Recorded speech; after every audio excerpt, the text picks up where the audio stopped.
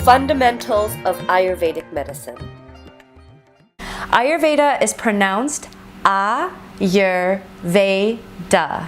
Ayurveda.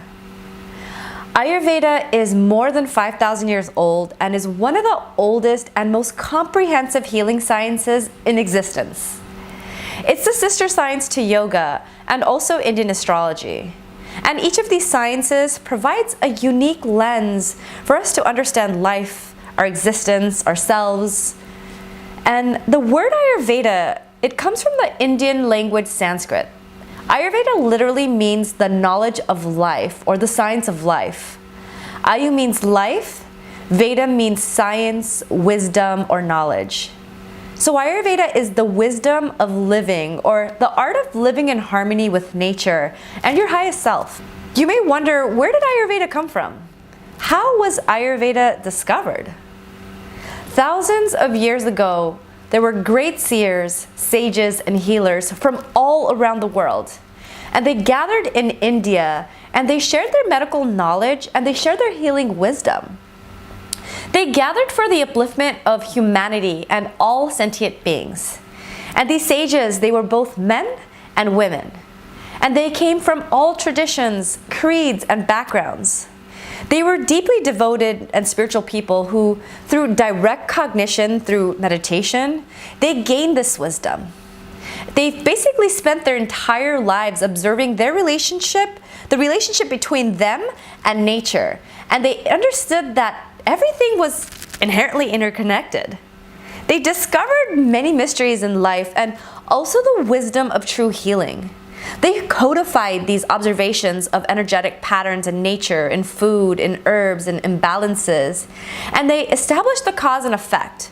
For example, eating too much of a certain food can create an energetic imbalance. For example, eating too many chilies, it can cause heartburn. This knowledge was collected, recorded, preserved, and it expanded. And it was passed down from generation to generation for the collective upliftment of all living beings. It's said that the rich science of Ayurveda came down to humanity through revelation and deep states of meditation, as well as being developed through direct observation. The body of Ayurveda grew as scholars continued to observe nature.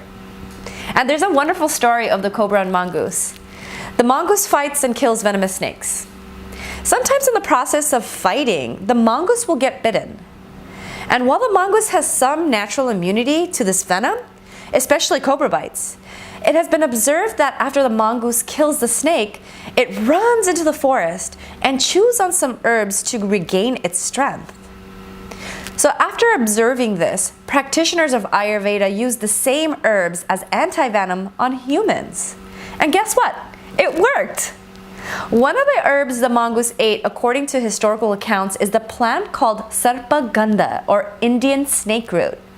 Modern science has discovered that this plant actually has many chemicals that act as antivenoms. The name snake root signifies that the plant looks like a coiled up snake. And from this picture, doesn't it? We will learn later in this course that nature often signals to us the medicinal uses of plants based on shape and color. Ayurveda is a living wisdom. And as valid as Ayurveda was 5,000 years ago, it will be valid now and 5,000 years from now.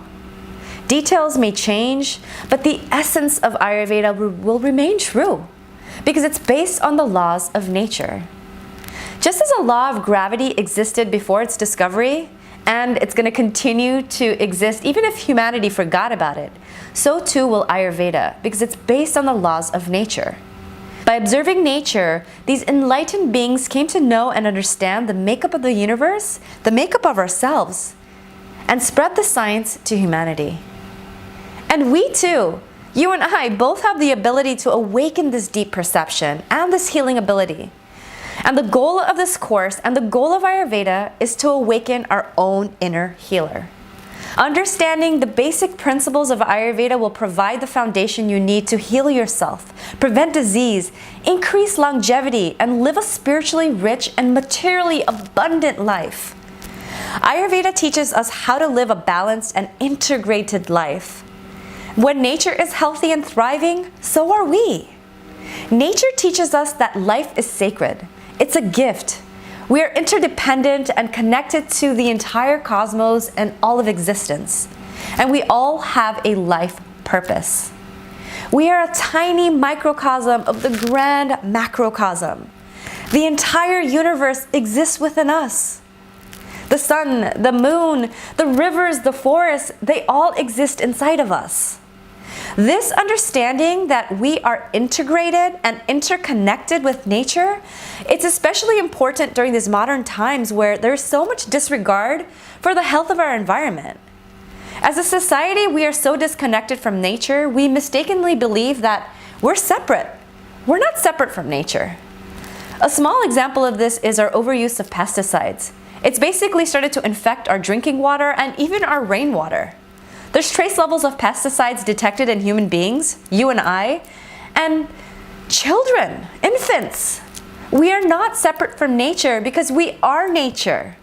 In Ayurveda, we consider the entire ecosystem because the health of the planet is in fact our own health and vice versa. As we heal as individuals, the planet heals. And as the planet heals, we heal. Committing to your health is one of the greatest gifts you can give yourself, your family, and the entire planet. As you radiate balance, health, and integrity, you're going to consciously or unconsciously radiate this energy to all of existence. In Ayurveda, true healing always includes our spirit. Because we are mind, we are body, and we are spirit. We're all three. And all three must exist to constitute life. Spirit is such an integral part of healing. No matter what you're suffering from, no matter what imbalance you have, spirit is the healer. So if you're suffering from reproductive imbalances like fibroids or prostate issues, that can be caused by an energetic or spiritual imbalance. In Ayurveda, the sex organs are related to creativity. They're related to sexuality and reproduction. Not living a fully expressed creative life or suppressing your natural intimate urges, that can lead to imbalance. We have to look at our life holistically. We have to search for the root cause of imbalance. And sometimes that root cause can be spiritual. Sometimes the cause of imbalance can also be physical, like through unhealthy diet, inflammatory foods, and toxins. And in ancient times, Ayurvedic physicians had the ability to see the inner self or the soul of their patients. We could cultivate this ability to see deeper energetic imbalances as well. There are people like medical intuitives who naturally have this gift of seeing the energetic bodies. We could learn this. We could learn that our body does not end here, that there's an energetic body that expands far beyond my physical body. And connecting to spirit on a regular basis, this is central to the practice of healing. And when you have a regular meditation and spiritual practice, the wisdom of Ayurveda will open up to you like a continuously blossoming flower. Ayurveda teaches us daily practices, breath work, exercise, rest, movement, massage, sleep habits, herbs, subtle energetics of gemstones, and so much more. Health in Ayurveda is known as svastha. Svastha means established in self or health. True health is when the mind, the body, the spirit, they're established in harmony with the rhythms of nature. Health is essentially an internal harmony of emotions, living in alignment with your heart's desire. Health is living in harmony with your nature and your life purpose. There are two aims of Ayurveda: prevention and treatment. Prevention comes through diet, food, positive thoughts, high vibrational living, living a lifestyle according to your nature or your mind, body type, or constitution. Treatment is required if you already have an imbalance or disease, and Ayurveda provides specific guidelines to bring you back into balance. However, the ultimate goal of Ayurveda is self-realization or self-actualization, to realize and truly experience oneness with the divine as a continuous state of being. True healing begins and ends with spirit. And ultimately, you are the only person who can give yourself health. One of the basic principles in Ayurveda is the 5 elements. And the key to understanding Ayurveda is through these 5 elements. These are the building blocks of life: ether, air, fire, water, and earth. They are known as the Pancha Mahabhutas, or the 5 great elements. Everything in existence is created from these 5 elements. In order to understand yourself, you must understand these 5 elements and their qualities. The inner microcosm is a reflection of the outer macrocosm. The sun, the ocean, the cosmos exists within us through the 5 elements. And the 5 elements compose our physical world and also our inner world. Understanding these elements is going to help you bring more balance into your life. For example, too much air can cause dry skin. Too much movement in the mind can lead to insomnia and anxiety. Too much fire can cause ulcers, burning sensations, anger. It can lead to inflammation. Too much earth element can cause depression, dullness, fatigue, and even weight gain. The 5 elements have so much to teach us. The first element, and the most subtle of elements, is ether or space. Ether is called Akash in Sanskrit. This is a very mystical word, and it has very deep significance. It means all-pervading, omnipotent, omnipresent, all-encompassing. Space or ether creates a home or a place for everything in nature to exist. It creates all the hollow structures in our body, the spaces in our mouth, our intestines, our abdomen, the respiratory tract. Ether is continuously expanding. It has no resistance. The qualities of ether are clear, light, subtle, soft, and immeasurable. The element ether is connected to our throat chakra. It's also connected to sound or hearing. So listening to our inner voice, it connects you to deeper consciousness. It connects you to the element of ether. And we're going to talk a lot more about this when we get to the energetic body and the chakra system of healing. Ether is the first manifestation or expression of consciousness. Ether is nuclear energy. There's so much power in a single atom. And there's so much power in harnessing your own consciousness. You can co-create the life of your dreams with the power of ether. Give yourself space to go inwards. Practice words of self-affirmation. And remember that sound and hearing are the essence of ether. Our sense of hearing is born from ether. Ether creates space for air to exist. Air is our breath. Air keeps the body, life, and the planet in constant motion. Air is prana, life force, the flow of consciousness, the flow of intelligence. Air creates all body movement, just like the wind moves the clouds. We need the wind to move the clouds because if the wind didn't move the clouds, we wouldn't have fresh rainwater. All movement in the world and in our body is governed by air. Peristalsis, respiration, walking, cellular movement, all is governed by air. The qualities of air are mobile, dry, light, cold, rough, and subtle. Think of being in the desert and having chapped lips and dry skin. Feeling parched, air can do that for you if it's too much. Air in excess can do that. Air is connected to the heart chakra. Physical touch and sensations are also associated with air. There's a reason why loving touch and hugs feel so good. They open up the heart chakra. Air is also associated with electrical energy. Electrical energy is created through potential energy and movement. This element teaches us that sometimes we just need to make moves in life to create momentum for change. What electrical potential do you have inside of you that's just waiting to be released and shared? Think about that for a minute. Sometimes all it takes is one movement, one move to create change, to shift, to help you accelerate into greater levels of health, love, and well-being. When air moves, it creates friction, which creates heat, which creates fire. This brings us to the element fire, which is also called Agni. All transformation in the mind and in the body is governed by fire. There's a reason why many cultures have fire ceremonies. The element fire is very sacred because it's related to our sun, Ra. It's related to metabolism, our body temperature. Food is transformed into energy, digested, absorbed, and this transformation is due to the element of fire.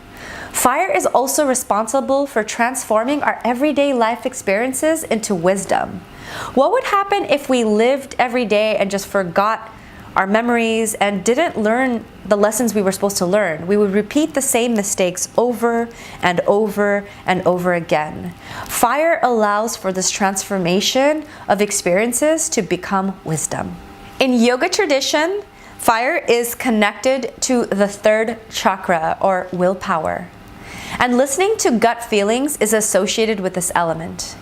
Fire is also related to intelligence, comprehension, deeper understanding. It gives us a one-pointed focus. The qualities of fire are hot, sharp, light, dry, and subtle. Think of the flame of a candle in a room without a draft. This flame is going to be intense, still, penetrating, and just luminous. Sight and vision is the sense connected to fire.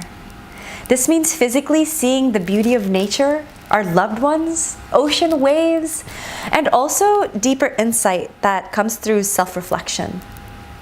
Fire is associated with radiant energy, like the healing energy that radiates from our sun. Fire is the energy of electromagnetic waves. We all have an inner sun within us. How can you radiate more light and positive energy into the world? How can you? We can either choose to radiate love or toxic radiation like anger.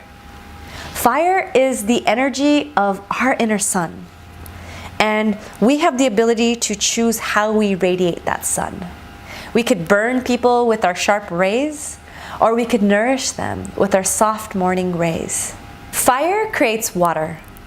Heat extracts the water vapor and moisture that's in the air, and it creates water. Water and rivers are our blood. Water is all fluids in the body, like blood plasma. Our plasma is made up of 90% water, and this plasma carries nutrients throughout the body, in the same way rivers and oceans carry nutrients and minerals. Life flourishes around water. Water is cleansing, and it nourishes us. It allows for cellular respiration. We breathe because of water. Water is life. The qualities of water are cool, liquid, dull, soft, oily, and slimy. Taste is the element associated with water element. So appreciate and practice savoring each meal. Water is the element of the second chakra, or the sex chakra. And this energy governs creativity, reproduction, and also our sexuality. When water condenses, it creates earth. Earth is our last element. Earth is our body. It's all of the solid structures in our body, like bones, muscle, fat, nails, skin. All the solid structures in our body are derived from the earth element. The qualities of earth are heavy, dull, static, dense, and hard. Think of a rock. The earth is the grossest or most dense of all the 5 elements. The yoga chakra related to earth is the root chakra, or the first chakra. And this chakra, or energetic center, governs stability and groundedness. The sense of smell is the sense organs related to the earth element. So take a moment this week to smell nature, put out some essential oils, take an extra moment to really smell your food. When these elements are balanced in life, they support life. When they are out of balance, they can actually do the opposite and destroy life. These 5 elements are the basic foundation of Ayurveda, and they give rise to the 3 doshas, or the mind-body type: Vata, Pitta, and Kapha. And next week we're going to dive into the doshas, and we're going to talk in greater detail about them. How do the 5 great elements influence your life? In body, in mind, in spirit? This week I want you to spend time in nature and observe these 5 elements in action. And here are a few practices for you this week.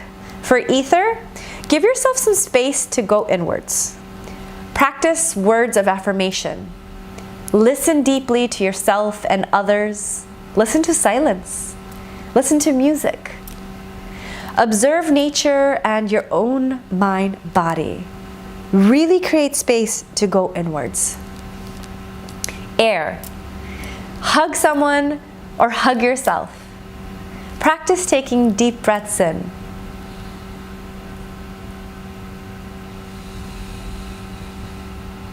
Feel. Touch. Make a move this week in a direction that you want to go that maybe you haven't made. Make that move. Allow air to guide you. Fire. Really listen to your gut feeling and intuition. Allow that to guide you. Practice focus and one-pointed attention. Look into your eyes in the mirror for 5 minutes and appreciate the beauty of sight. And appreciate the beauty within yourself. Look into the eyes of someone you love. Watch a sunset or a sunrise. That's how you can appreciate the element of fire. Water. Give thanks when you drink water. Savor a piece of fruit and try to taste every flavor. A practice for earth element is to walk barefoot on the grass, on the sand, on the earth. Take a moment to truly smell a flower. Look into your life and make note of where you're headed. What potential energy do you have? What direction are you already moving in? What do you want to build? Asking these questions and answering them will help you appreciate the element of earth. Until next week, namaste. Be healthy, be happy, and well.